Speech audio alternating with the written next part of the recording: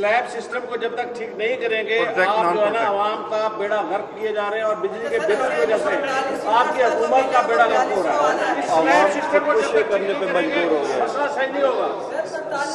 सब स्लैब एक ही कर दें, सब स्लैब हटा दें। सर जिस तरह पहले था तब से ये प्रोटेक्ट नॉन प्रोटेक्ट आया, आवाम पे एक बहुत बड़ा बोझ है। 100 तक ये, 200 तक ये, 300 तक ये, तो स्लैब प्रोडेटा बिल में खत्म कर आप दिया सवाल गया, स्लैब वैसे ही चल रहा है। नहीं, आप सवाल करें ना।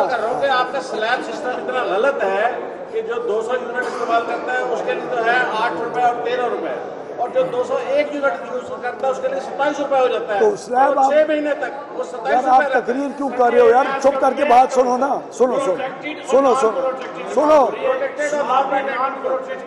आप इधर आ जाएं, आप इधर आ जाएं, मेरे साथ खड़े हो, हम एक हैं। आ रही है इधर से सवाल, अब मैं बोल लूं, साहब उधर से तजावीज़ है, इधर से सवाल ले लें। आप सवाल कर लें। की बात कर रहे हैं, सूरत हाल चले वो तो जब आप सिस्टम बना लेंगे। इस वक्त सूरत हाल है कि बिल के ऊपर जो एक इमरजेंसी नंबर या SDO का नंबर होता है वो तक अटेंड नहीं होता। कम अज कम पहले फेज में वो तो कम से कम अटेंड यार मुझे शाबाश दो ना, नहीं अटेंड हो रहा। नहीं शाबाश दो ना कि इसी चीज को रिकग्नाइज करके कस्टमर केयर को पहली प्रायोरिटी रखा है ना। अब आपका जवाब दे दूं? एक सेकंड, पहले इनका जवाब दे दूं। आप स्लैब जो बात कर रहे हैं, आपके फार्मूले में स्लैब कहीं ना कहीं होगा कि नहीं होगा?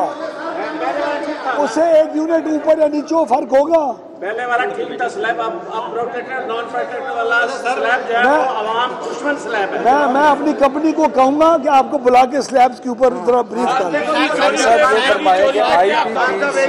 IPP को रिवाइव करने की बात हो रही है, इज इट पॉसिबल? शिकायत दर्ज हो जाती है, लेकिन अमला ना होने की वजह से एक शिकायत को दूर करने के लिए 28 घंटे लगते हैं। इंशाल्लाह उसी को बेहतर करेंगे, उसी को बेहतर। IPP से मुआहदे रिवाइव करने की बात हो रही है, इज इट पॉसिबल? या इस पे बात हो रही है? IPPs के जो मुआहदे हैं, IPPs के जो मुआहदे हैं, IPPs के मुआहदे जी बामी इत्तफाक से ही उन मुआहदों के अंदर अगर कोई तब्दीली आएगी और जो भी कंडीशंस होंगी वो पाकिस्तान के मुल्क के कवानीन के मुताबिक, पाकिस्तान की ज़रूरत के मुताबिक और हर चीज़ के मुताबिक होगा। सर बिजली के बिल पर 1000 रुपया फिक्स कर दिया गया, क्या कहेंगे? जो 1000 किया गया बिजली के बिलों पर, क्या कहेंगे? उससे लोगों की इंतखाब के साथ मूसा खेल में जो दहशतगर्दी का वाकया हुआ उसके ऊपर आप क्या कहेंगे? सर बिजली खान के साथ है जो बिल पे 1000 लीटर का फिक्स किया गया है, उसको क्या कहेंगे? ये मुल्तान की प्रेस कभी ऐसे होती नहीं थी। तो कभी एक सवाल ले लें, एक आपस में तो सफर कर। आप एक खातून सवाल कर रही हूँ। सर मैं आपको ये कह रही हूँ कि इस साल जो है लोड शेडिंग ना होने के बराबर है, इसके लिए आपको जो है ना मुबारकबाद देती हूँ। शुक्रिया। अब आप मेरा सवाल, मेरे बिल का पूछ रहे थे, इधर आओ, आगे आओ, इस पर क्या कहेंगे? आपने गुड एक सेकंड मेरे इधर आओ। PTI को तो दिखाओ अपने आप को। सुनो, मेरा बिल इस महीने मेरे 8 ट्यूबवेल हैं, मेरा 32 लाख रुपए का बिल है। आपने पे करना है उसको? मैं करा प्लीज करा दो।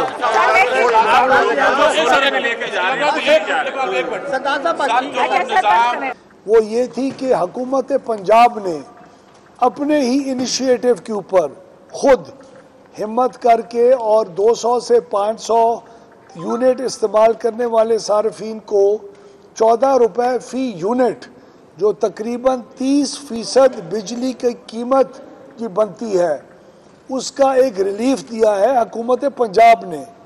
हमारा ये फ़र्ज़ बनता है कि हमारा इदारा इस इतनी बड़ी रियायत को किसी भी सूरत में गलत तरीके से इस्तेमाल करके सार्फिन को उसके पूरे हकूक़ ना पहुँचाने की गलती ना करे।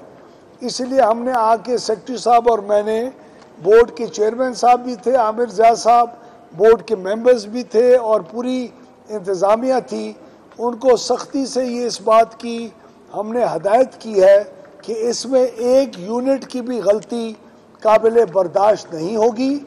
इस रियायत को पूरी तरीके से हर गरीब और मिडिल क्लास और लोअर मिडिल क्लास के तनख्वाहदार तबके तक पहुंचाया जाएगा, ताकि उनको उसका हुकूमत पंजाब का जो इतना बड़ा 45 अरब रुपए तक का जो रिलीफ है वो हर कस्टमर तक पहुंचे। तो इसी हदफ के साथ हम आज आए। 1.5-2 घंटे हमारी तफसील के साथ मीटिंग हुई। अभी हम फैसलाबाद जाएंगे और अगले 2 या 3 दिनों में हम पंजाब और इस्लामाबाद की तमाम कंपनीज को पूरा एक विजिट करेंगे, जिसके बाद सिंध, बलोचिस्तान और खैबर पख्तूनख्वा की कंपनीज के अंदर भी अगले 1 से 1.5 हफ्ते के अंदर हमारा ये ट्रिप पूरा होगा। ये डिस्ट्रीब्यूशन की कंपनीज का जो सेक्टर है ये बहुत अहम है। यहाँ तकरीबन 500 से 600 अरब रुपए सालाना का नुकसान होता है।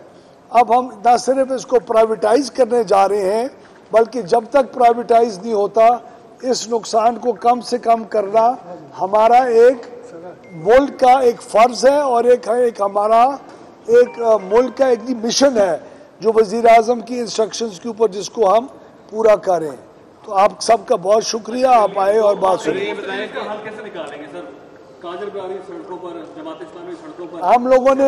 हम लोग हर चीज़ को चेक करें। पिछले 3 महीने में जो काम हमारी वजारत में हुआ है वो पिछले 75 साल में नहीं हुआ। हम IPPs को देख रहे हैं, हम जनरेशन की कैपेसिटी को देख रहे हैं, हम ट्रांसमिशन के अंदर कमी कहाँ हो सकती है, डिस्कोस के अंदर चोरी कम करने से उसका फ़ायदा लोगों को किस तरह पहुँचाया जा सकता है। हम चीन के साथ बात करें, हम चाइनीज़ IPPs के साथ हुकूमत के ज़रिए बात करना शुरू हो चुके हैं, जहाँ उनके जो कर्ज़ेजात की जो जी अदायगी है उसकी डेट रीप्रोफाइलिंग वो कह रहे हैं। कैपेसिटी पेमेंट यही होती है भाई, आपको क्या पता कैपेसिटी पेमेंट क्या होती है? कैपेसिटी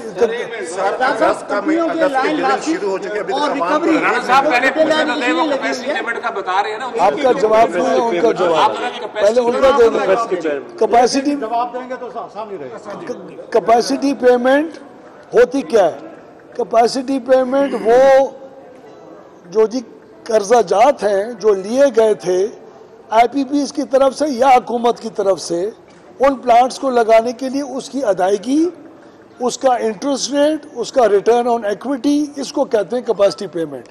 इस कैपेसिटी पेमेंट रुपए की कीमत कम होने की वजह से दुगनी या 3 गुना हो गई। इस कैपेसिटी पेमेंट को कम करने के लिए हम IPPs जो अभी मैंने पहले कहा, जिसका आपने सवाल एक और कर लिया, इससे पहले जवाब दे चुका हूं मैं इसका, उसी के अंदर हम उसको स्टडी करके और तमाम चीज़ों को स्टडी करने के बाद उसके अंदर कमी करने की कोशिश करेंगे। और जैसे ही आपका शरह सूद कम हो रहा है, जैसी आपकी रुपए की कीमत स्टेबलाइज हो रही है, उसका भी कैपेसिटी पेमेंट्स के ऊपर फ़र्क पड़ेगा, जो आइंदा 1 साल के अंदर अंदर आपको बिजली की कीमतें बहुत कम होने के अंदर दिखाई देगी। सवाल यही है कि रिकवरी को अपग्रेड करने के लिए और लाइन लॉसेस को कम करने के लिए अगर कंपनियों में आप सियासतदानों माफिया के लोगों को ये जो ट्रांसफर ऑर्डर होते हैं अफसरान के, अगर आप इनके बंद करवा दें, चेयरमैन ये आपका सवाल है या जी तजवीज़ है? तजवीज़ नहीं है। अगर ये सवाल होगा तो रिकवरी भी अपग्रेड जाएगी, तो बादलों पे अगर ये पाबंदी सर मैं एक सवाल का जवाब दे दूं। एक सेकंड नहीं, आप अलग कीजिएगा सवाल।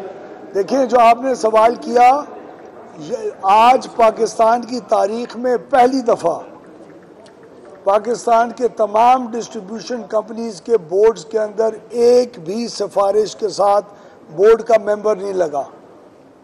इसकी हमने बुनियाद रख चुके हैं। मेरे दफ्तर से पिछले 6 महीने में एक SDO या लाइनमैन के तबादले की सिफारिश नहीं की गई। हमारे पास पॉलिटिकल या जर्नलिस्ट कम्युनिटी या जजेस या पॉलिटिशियंस या किसी भी हल्के से ताल्लुक़ रखने वाले लोग की कोई सिफारिश मेरी वजारत के अंदर एक्सेप्टेबल है ही नहीं। जो सिफारिश करेगा उस अफसर के साथ उल्टा होगा।